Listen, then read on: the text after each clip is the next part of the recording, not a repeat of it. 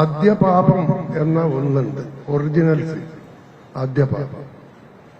ആദ്യ പാപം സംഭവിച്ചത് ഹേമ കമ്മീഷൻ ഇവിടെ ഇല്ലാഞ്ഞതാണ്. അതിന് പകരം ഹേമ കമ്മിറ്റിയായി. അപ്പോൾ തന്നെ വീഴ്ച സംഭവിച്ചു കഴിഞ്ഞിരിക്കുന്നു. പല്ലും നഖവും കുറെയൊക്കെ പിഴുത് മാറ്റപ്പെട്ടിരിക്കുന്നു. കമ്മീഷനായിരുന്നുവെങ്കിൽ അവർക്ക് സ്വമേധയാ കേസെടുക്കാൻ കഴിയും, ശിക്ഷിക്കാൻ കഴിയുമായിരുന്നു. പക്ഷേ കമ്മിറ്റി ആയപ്പോൾ അതൊന്നും കഴിയില്ല. അവരെ നിയമിച്ചവരോട് പറയുവാൻ മാത്രമേ കഴിയുകയുള്ളൂ. നിയമിച്ചവർ ചെയ്യാം, ചെയ്യാതിരിക്കാം, അല്ലെങ്കിൽ അടയിരിക്കാം. ഇവിടെ സംഭവിച്ചത് അതാണ്. അതുകൊണ്ടാണ് ഞാൻ പറഞ്ഞത് ആദ്യ പാപം അന്നേ സംഭവിച്ചു കഴിഞ്ഞിരിക്കുന്നു. എന്തെങ്കിലും ആവട്ടെ, ജസ്റ്റിസ് ഹേമയെ എനിക്കറിയില്ല. പക്ഷേ ആ മഹതി തന്നെ ഏൽപ്പിച്ച പ്രവൃത്തി തുത്യർഹമായ രീതിയിൽ ചെയ്തിരിക്കുന്നു. അതിന് അവരോട് നാമെല്ലാം നന്ദിയുള്ളവരായിരിക്കണം എന്നുകൂടി പറഞ്ഞു. പിന്നെ നമുക്കൊക്കെ അറിയാം, 4.5 കൊല്ലമാണ് നമ്മുടെ ഗവൺമെന്റ് ഇതിന്മേൽ നടപടിയെടുക്കാതിരുന്നു എന്നല്ല പറയേണ്ടത്, അടയിരുന്നു. എന്തിനാണ് അത് ചെയ്തത്? വേട്ടക്കാരന്റെ ഒപ്പവും ഇരയുടെ ഒപ്പവും നമുക്ക് ഒരിക്കലും ഓടുവാൻ കഴിയുകയില്ല. പറയുന്നത് നാം എപ്പോഴും ഇരയുടെ കൂടെയാണെന്നാണ്. പക്ഷെ ഫലത്തിൽ, അനുഭവത്തിൽ അങ്ങനെയല്ല എന്നും നാം കാണുന്നു.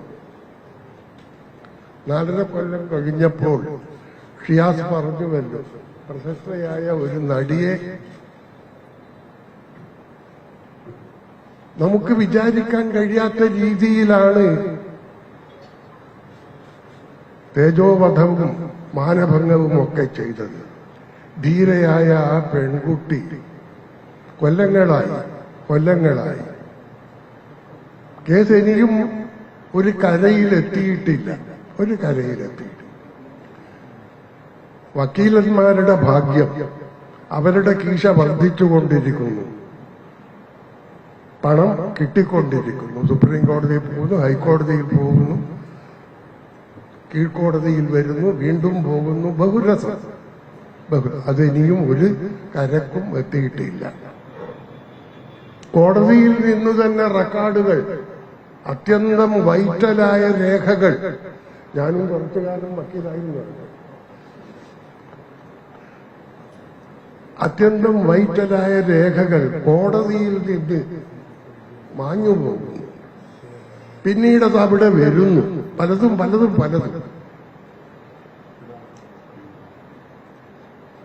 ആ ബഹളത്തിലാണ് നിവൃത്തിയില്ല എന്ന് കണ്ടപ്പോൾ ഹേമ കമ്മിറ്റി ഉദയം ചെയ്യുന്നത്. അതിന്റെ റിപ്പോർട്ടാവട്ടെ 4.5 കൊല്ലം എവിടെയോ കിടക്കുന്നു. നമ്മുടെ സാംസ്കാരിക മന്ത്രി പറഞ്ഞത് ഞാനത് കണ്ടിട്ടേയില്ല, വായിച്ചിട്ടില്ല, തുറന്നു നോക്കിയിട്ടില്ല. എന്തൊരു നിഷ്കളങ്കമായ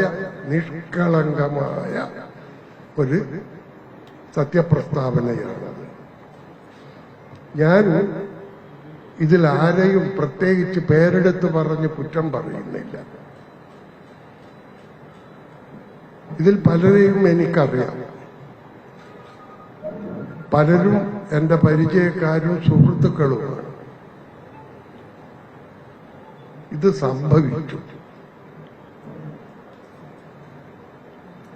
സംഭവിച്ചു കഴിഞ്ഞു. പിന്നെ സംഭവിക്കാൻ പാടില്ലാത്ത ആ ചെയ്തികളുടെ ഒരു പരമ്പരയാണ് ഇവിടെ ഉണ്ടാകുന്നത്. അവസാനം വിവരാവകാശ കമ്മീഷൻ പറഞ്ഞതിന്റെ അടിസ്ഥാനത്തിൽ കുറച്ച് പേജുകൾ, അപ്പോൾ തന്നെ ആദ്യത്തെ കുറെ പേജുകൾ ഇപ്പോഴും ഇരുട്ടിലാണ്. അതിലാണ് ഏറ്റവും വലിയ തിമിംഗലങ്ങളെ കുറിച്ചുള്ള പ്രസ്താവനയുള്ളത്. അതിപ്പോഴും ഇരുട്ടിലാണ്.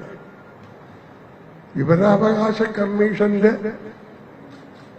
നിർദ്ദേശം പ്രകാരം പുറത്തുവിടാൻ ഗവൺമെന്റ് സമ്മതിച്ച് കുറെ കടലാസുകൾ, പേജുകൾ, അവിടെ നിന്നും കുറെ കടലാസുകൾ നഷ്ടപ്പെട്ടിരിക്കുന്നു. ഒരു പരമ്പരയാണ്. ഇതെവിടെ അവസാനിക്കുന്നത്? എങ്കിലും ഇപ്പോൾ വിട്ടിട്ടുള്ള ചുരുക്കം ചില കടലാസുകളിൽ നിന്നാണ് കുറെ ബിംബങ്ങൾ പുറത്തേക്ക് തെറിച്ച് വീണത്.